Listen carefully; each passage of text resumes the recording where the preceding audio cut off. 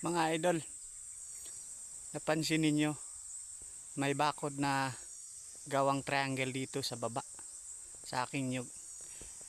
Ganyan po ang ginagawa ko dati nung nagtanim ako doon. Yun, yung sa mga matataas na yun. Yan. Kasi dito mga maliliit pa to. Dahil yan sa baboy ramo mga idol. Iba't ibang klaseng technique yung ginawa ko para lang makapagtanim tayo ng nyug. So ganyan, hindi na niya magalaw dahil may bakod na siya na triangle.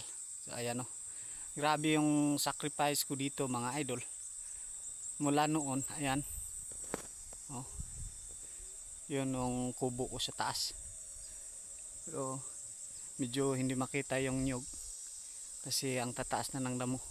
Sa kabila ng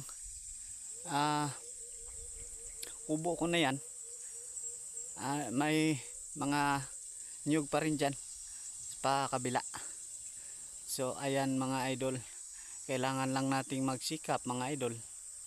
So ayan oh,